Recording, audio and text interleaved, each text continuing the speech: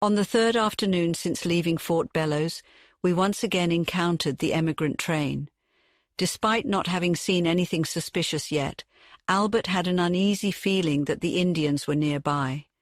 The seasoned Indian fighter was well versed in the ways of the natives and had a healthy respect for their capabilities.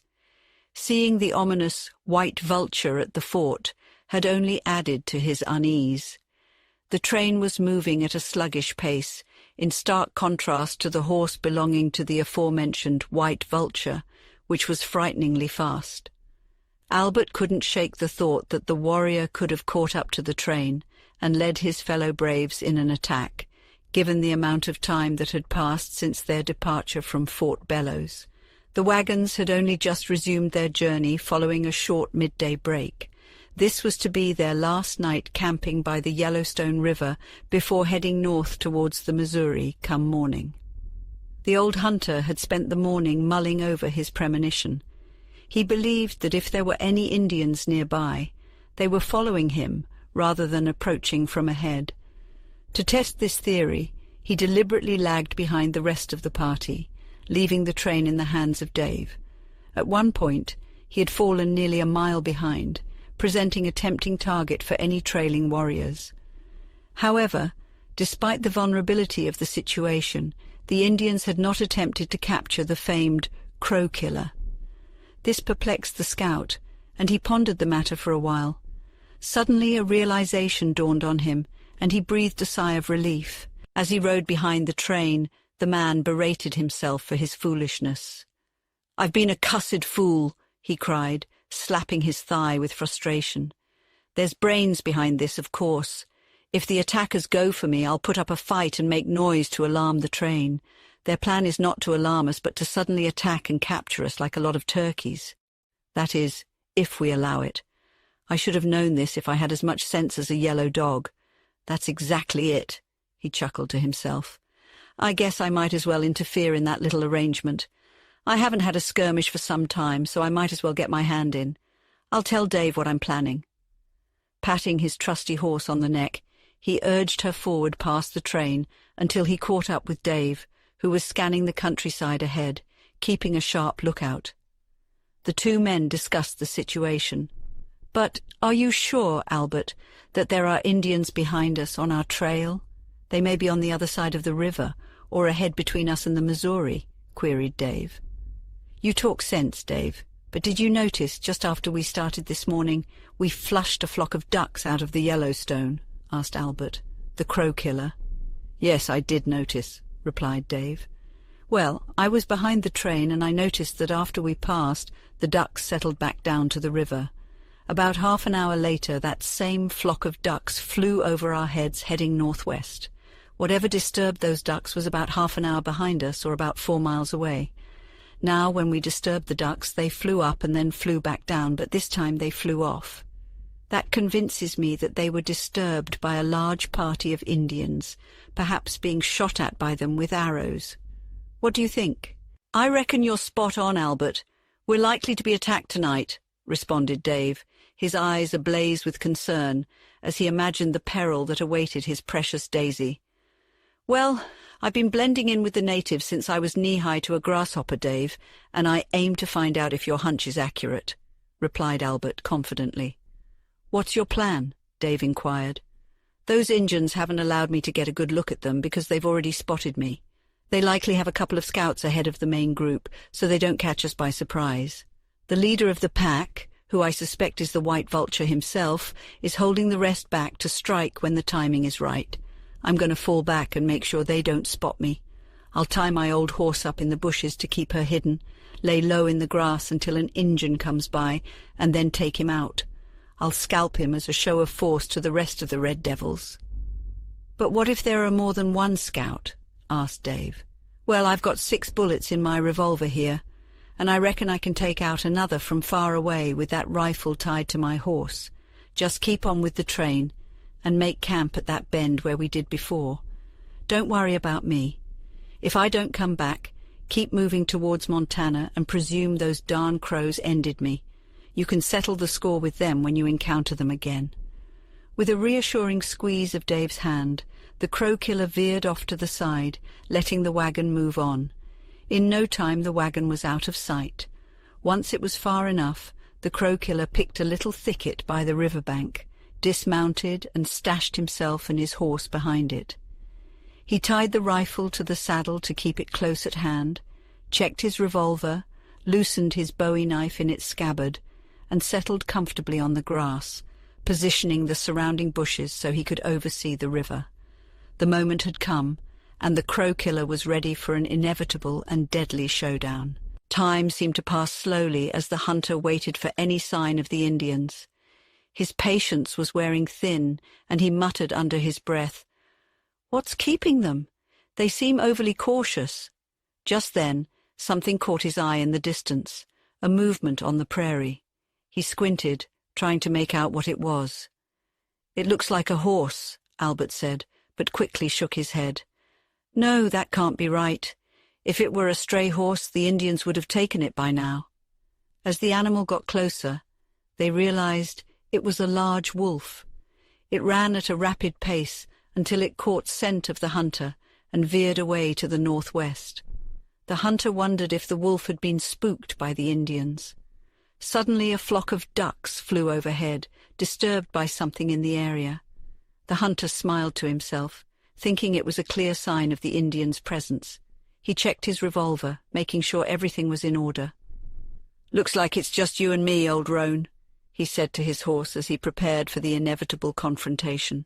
In the far distance, Albert could make out two figures approaching slowly. With his keen eyes, he could tell that they were Indians. "I was right!" exclaimed the crow killer, who had been expecting trouble. "The white vulture might be clever for an Injun, but he's no match for me. There's two of them to take care of. I wonder if they'll see me before I get within revolver range. Probably. Wait, there's another Indian on foot. 3 of them now," he observed, noting the sturdy scout making his way towards the wagon trail. Behind him followed 2 mounted warriors, with 5 more Crow Indians on horseback just behind them. A low whistle escaped his lips as the crow killer assessed the situation. "Show! There's quite a few of them now. Looks like I'm in for a running fight. 8 against 1. Those are some tall odds for even the best Indian fighter. There's the white vulture on his horse. Or is it the horse that's white?" The hunter quickly formulated a plan for action. With the Indian on foot already within rifle range, he knew he had little time to act. The young brave had a stocky build with strong muscles, but his lower limbs were misshapen, a common trait among the horse Indians who spent most of their lives on horseback. Trailing a foe on foot was one of the few times they would use their legs for locomotion. The crow killer took a deep breath and prepared himself for the imminent conflict. With his trusty revolver by his side, he knew he might have a better chance at taking on these crows than he initially thought. But he was also acutely aware that he was facing a formidable foe, one that would require all his skill, strength, and cunning to overcome. The young brave had adorned himself with colourful war paint, and his naked chest was as well. Clutched tightly in his hand was a short carbine, much like the weapons carried by the soldiers of the United States military. It was clear to see that this firearm was a prize taken from the blue-coated chiefs, the term the Native American people often used when referring to Uncle Sam's troops. The sight of the carbine infuriated the experienced hunter who was with the group. "I'll make sure you never steal another carbine again," growled the crow killer as he lifted his revolver and aimed at the young brave, who moved quickly towards them, oblivious of the danger. "I'll take him down, and then I'll ride old roan and go after the rest. 7 against 1 once he's gone. I'll show those red skunks not to follow my trail. Damn them." The seasoned hunter peered down the barrel for a moment, and then, with a single movement of his finger, crack, the sharp sound of the revolver echoed across the prairie. The brave stopped, shuddered, and clutched his chest as he fell dead ahead, the bullet piercing his heart. "Another crow bites the dust," the guide muttered casually as he reloaded the empty gun chamber. 2 Native American men who were on horseback observed their comrades fall, heard the gunshot, and saw the trail of smoke rising from the hunter's hiding spot, and thought quickly. Within seconds of reaching the ground, they slithered through the grass snakes on the lookout for their enemy. Their horses dutifully stood nearby and motionless, while 5 other members of their group exposed themselves from their hidden positions. "Do they think my gun fires across all of creation? Damn them!" exclaimed the hunter as the Native Americans remained out of rifle range. The prairie was still as a tomb for what seemed like an eternity. The hunter lay motionless in his hiding spot, scanning the horizon for signs of the foe. Meanwhile, the Indians lazed on their ponies, taking advantage of the fresh grass. The quiet was broken only by the soft sounds of grazing and the occasional snort of a horse. The guide couldn't shake the feeling that something was amiss. "What are they up to?" he muttered to himself, unease gnawing at his gut. "I bet it's some devilry. If they don't make a move soon, I'll have to. There's no way I can take on 100 of them at once." As if on cue, one of the Indian horses broke away from the group and wandered off in a slow, meandering path. The guide knew better than to be lulled into a false sense of security by this simple ploy. He scanned the area around the horse and saw what he had expected: a crow warrior hidden from view by the horse's broad body. The guide had tangled with Indians for too long to be fooled by such a trick. With his keen, prairie-honed vision, he detected the Indian's red hand clamped onto the horse's mane and the tip of his boot sticking out from behind the animal's rump. The hunter and his horse were concealed from view by a line of trees that formed a crescent moon shape along the riverbank. When the Indian behind the horse came within range of the guide's spot, he had no idea that a deadly foe lay hidden within, waiting to exact revenge for the comrade he had killed. The Indian circled slowly around the hunter's hiding spot, moving closer to the riverbank, but always keeping his body hidden behind his horse. Then, one by one, 3 more warriors entered the scene, each slowly circling around the crescent of trees that concealed the hunter.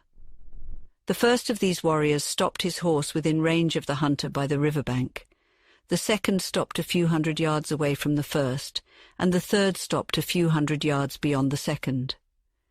In this way, the crow killer found himself encircled on 3 sides by his enemies, with only the deep, rapid flow of the Yellowstone River to provide an escape route. "Well, Albert, you're in trouble now," muttered the guide. "The red devils think they've got you cornered. If only they'd come within range, I'd pick them off one by one. But they're not going to make it that easy. I've got to get out of here before they get me. Those red suckers will be here soon enough, and then it'll be over for me. I might be able to take out a few, but in the end they'll wipe me out. I can't let that happen yet. Oh no, they're already closing in on me." The guide was right. The Indians, hidden behind their horses, were creeping closer to the crow killer. The guide could see that one of the savages was within range and could take him out at any moment. "This is it," thought Albert, as he slid his revolver into his belt. He rose from the bushes, quietly loosened the rifle and mounted his horse. He patted the horse on the neck, set his teeth, and spurred the mare into a gallop. Firing his rifle, he headed straight for the Indian in front of him, ignoring the others around him. The Indian with the carbine aimed and fired but missed his target. He tried to escape, but the crow killer closed in on him. The other savages gave chase, but the hunter had a plan. He gained on his target, foot by foot, until he caught up with the Red Brave. The Indians on both sides of the hunter caught up as well and opened fire, but their shots all fell short. The crow killer had a plan, and it was working. He rode straight at the Indian with the carbine, forcing the others to follow and giving him an opportunity to escape the encirclement. As he drew near, he fired his rifle, and the Indian fell from his horse. The other savages were so close they nearly ran into each other. They never saw the crow killer race away on his horse, leaving them behind. The man, known as the crow killer, scanned the terrain to his left where he spotted only 2 Indians barring his path to the train. It was clear that the time for escape had arrived. Without wasting a second, the crow killer turned in his saddle and took aim at the nearest chief with lightning speed. The Indian tried to protect himself behind his horse, but it was too late. The crow-killer's shot hit the chief in the shoulder, hurling him from his saddle and onto the ground. The guide quickly wheeled his horse to the left and charged full speed at the remaining redskin standing between him and freedom. The Indian swiftly dodged to the north, lifted his gun, and fired. The scout had noticed the movement and veered his horse to the left, but the bullet still grazed his shoulder, tearing through his hunting shirt. Undeterred, the crow-killer bellowed a war cry and pulled out his revolver, aiming at the Indian who was almost within point-blank range. He fired, but the crow saw what was coming just in time to draw his horse's head upwards. The bullet hit the horse in the temple, killing him instantly and crushing the rider beneath him. The savviness of the Indian saved his life, and the crow-killer raced across the prairie, urging the roan to run at her topmost speed. Behind him, the furious Indians gave chase, but the guide's clever maneuver caused them to lag further behind. Only one horse, ridden by the white vulture, matched the roan's pace, but the brave crow did not pursue the dreaded crow-killer, who was too far ahead. Perhaps he was afraid to face the enemy of his tribe, or maybe he felt he owed the crow-killer a debt of gratitude since the guide had spared his life earlier. After a strenuous pursuit, the crow-killer finally saw the crows slow down and give up the chase. "Well, considering it was 1 against 8, I haven't done a bad job," declared the victor as he rode on towards the Yellowstone River bank. Chapter 7. Attack under the cover of darkness. The train had crossed the bend in the river, where Albert had chosen to make camp. He had started preparing supper when the guide caught up with them. The crack of gunshots had alerted the emigrants to the imminent danger, and under Dave's leadership they had readied themselves for battle. As the crow-killer dismounted from his horse, a flurry of questions greeted him. In just a few words, he warned the emigrants that they were in constant danger of attack, but he assured them that they could easily defeat the savages. The old guide had a remarkable insight into people's character. After his short speech, he had convinced the group that they could overcome the Indians. They relaxed, enjoying their meal before settling in for the night. Father and son, the Hickmans, were huddled in deep discussion. Patrick asked, "Father, have you made up your mind?" "Yes," replied the old man. "We need to get her out of the wagon, but it won't work with Mrs. Grierson and her daughter in there. We have to come up with a plan." "I have an idea," said the son. "The guides say we'll be attacked tonight. The moment the Indians start to attack, I'll soak the wagon cover with whiskey, set it alight, and the women will panic. While they're distracted, you can take care of Miss Daisy. What do you think?" "There couldn't be anything better," exclaimed the father, gleefully rubbing his hands together. "Sounds like a good plan," added Dave. "Just keep your eyes open for an opportunity." "Very well," responded old Michael. "I'll keep an eye out." Then the duo of father and son, believed to be devils, joined one of the small groups surrounding the fires. As the night fell over the prairie, the pickets were set up and the cattle were secured in the middle of the circle formed by the wagons and the river. Fear and worry consumed the hearts of those in the camp that night. Faces lost their color as they thought of the danger lurking around them like a dark cloud. They were miles from home and surrounded by bloodthirsty red fiends who craved the blood of the pale faces. White lips uttered prayers to the great power above, pleading for protection and a safe journey to their distant western home.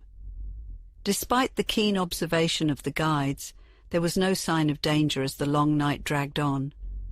"What do you reckon, Albert?" asked Dave, as the two stood beyond the picket line on the eastern side of the camp, watching the prairie before them.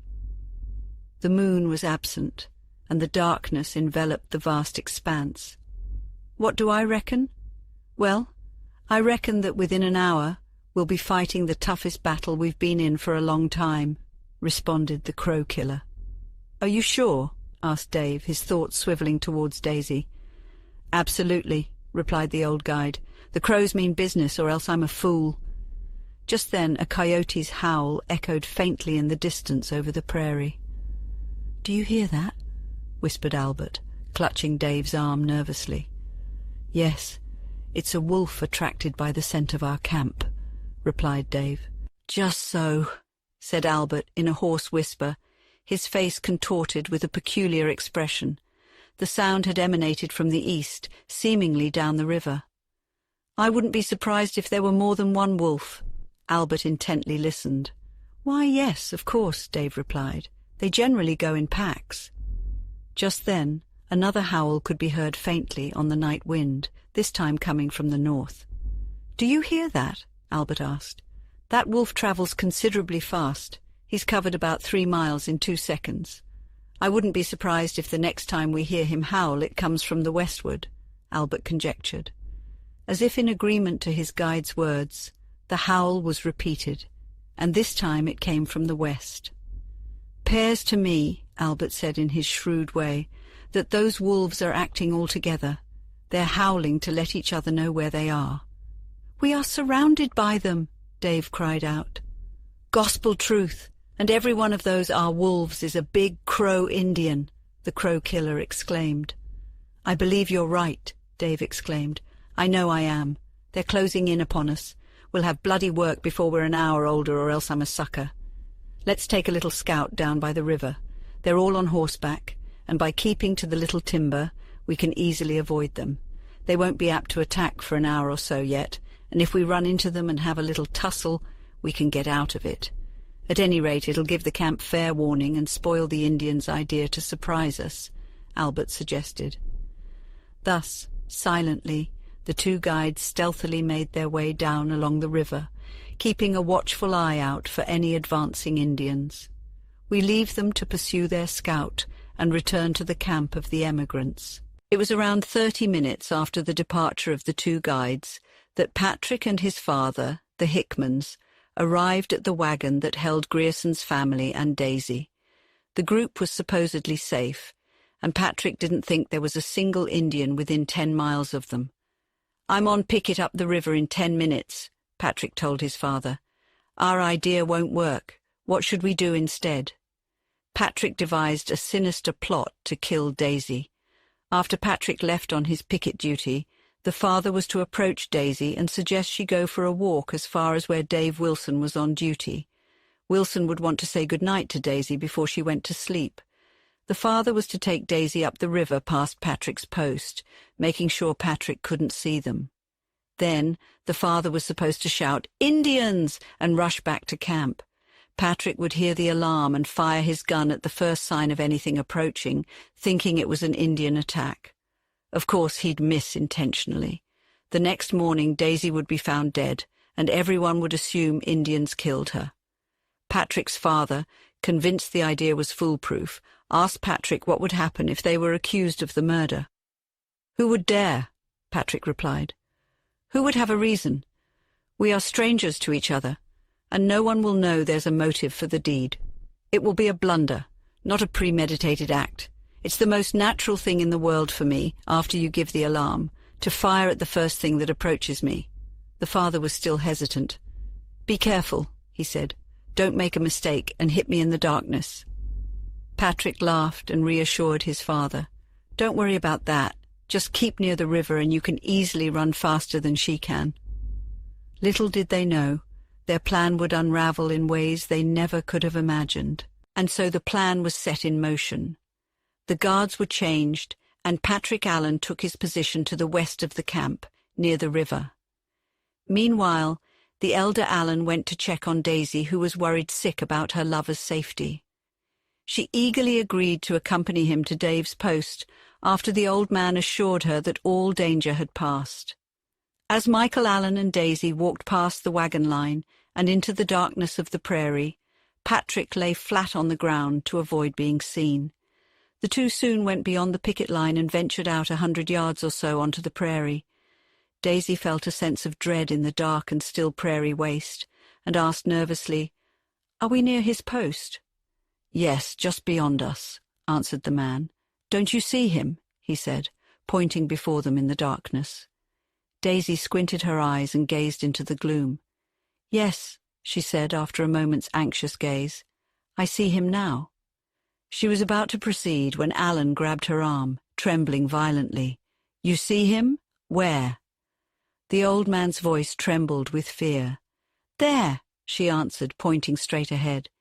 "Don't you see those forms in the darkness? There are 3 or 4 with him, and someone on horseback." "My God!" shrieked Alan in terror. "Indians!" He tried to turn and run, but before he could, the red warriors descended upon them. One of the savages quickly delivered a deadly blow to Alan's head with a tomahawk.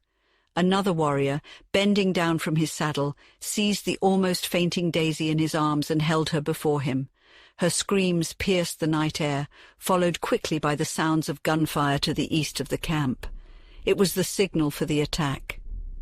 The picket guards fired their rifles and then fled for the safety of the wagon train.